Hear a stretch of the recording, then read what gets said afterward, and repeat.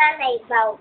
Sa aking pagtanda, unawain mo sana ako at pagpasensyahan kapag dala ng kalabuan ng mata at nakabasag ako ng pinggan o nakatapon ng sabaw sa hapagkainan. Huwag mo sana akong gagalitan.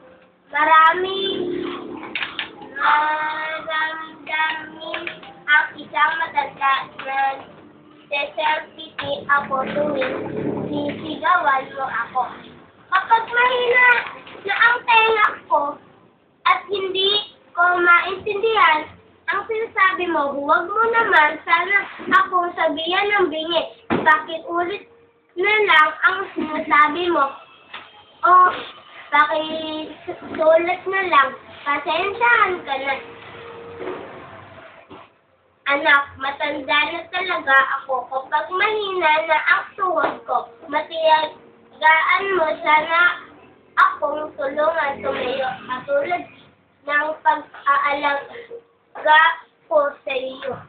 Noong nag-aaral ka pa lamang lumakad, pagpasensyahan mo sana ako kung ako man ay nagiging makulit at paulit-ulit na parang sirang plaka.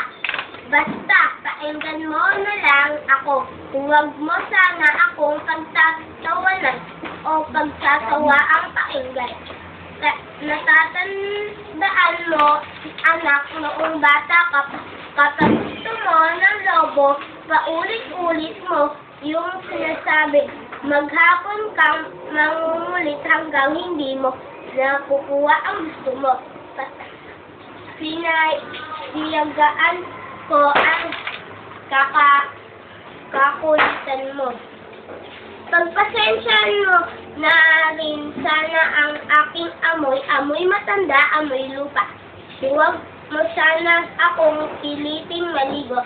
Mahinan na ang katawan ko, madaling magkasakit kapag nalalamigan. Huwag mo sana akong pandirian. Natatandaan mo at noong bata ka pa, pinatiyagaan kitang habulin sa ilalim ng kama kapag ayaw mong maligo. Pagpasensyahan mo, sana kung madalas ako'y masulit. Dala ng marahil ito sa katandaan. Pagtanda mo, iintindihan mo rin ako. Kapag may konti kang panahon, magkwentuhan naman tayo kahit sandali lang. Init na ako sa bahay. Maghapon nag-iisa, walang kausap. Alam kong busy ka sa trabaho. Subalit nais ko malaman mo na sabik na ako.